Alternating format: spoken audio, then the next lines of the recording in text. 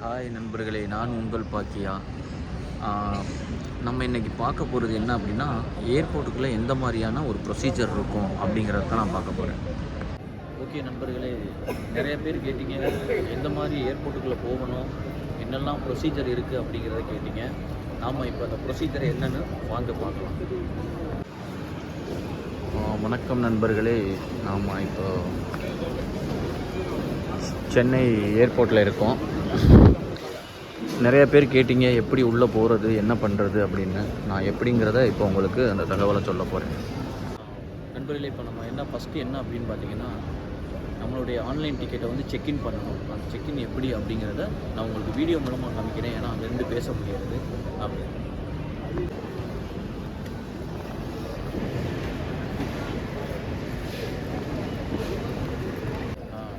நண்பர்களே, நம்ம இப்போ செக்இன் பண்ணிட்டோம். அடுத்து வந்து நம்மளுடைய உடைமைகளையும் நம்மளுடைய உடம்பையுமே வந்து ஸ்கேன் பண்ணி தான் உள்ளே அனுப்புவாங்க. அந்த ஸ்கேனிங் எப்படிங்கிறத இப்போ பார்க்க போகிறோம். அதுக்கப்புறம் நமக்கு என்ன கேட் நம்பர் கொடுத்துருக்காங்களோ அந்த கேட்டில் தான் நம்ம போய் நம்ம செக்இன் பண்ண முடியும்.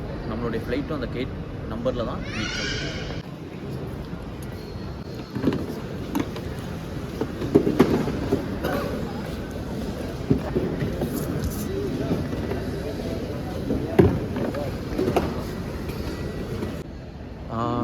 நண்பர்களே, நான் ஏற்கனவே சொன்னது மாதிரி ஒவ்வொரு கேட்வேயாக இருக்கும்.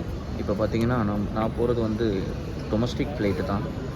ஸோ என்னுடைய டிக்கெட் இது தான். இப்போ என்னுடைய டிக்கெட்டு பார்த்தீங்கன்னா ஸ்பைஜெட்டில் வந்து பார்த்தீங்கன்னா 19A அப்படிங்கிற சீட்டு. அது மட்டும் இல்லை, எனக்கு கேட் நம்பர் 2 அப்படிங்கிறத கொடுத்துருக்காங்க. கேட் நம்பர் 2 அப்படிங்கிறது இது தான். ஸோ இங்கேருந்து தான் டெபஞ்சர் பண்ணுவாங்க. ஸோ டெபஞ்சர் பண்ணும்போது மேக்ஸிமம் வாய்ப்புகள் இருந்தால் நான் உள்ள இன்ஜினை உங்களுக்கு காமிக்கிறேன். வாய்ப்புகள் இல்லை அப்படின்னா, வாய்ப்புகள் வரும்போது கண்டிப்பாக உங்களுக்கு அந்த இன்ஜினுடைய டீட்டெயிலை நான் சொல்கிறேன்.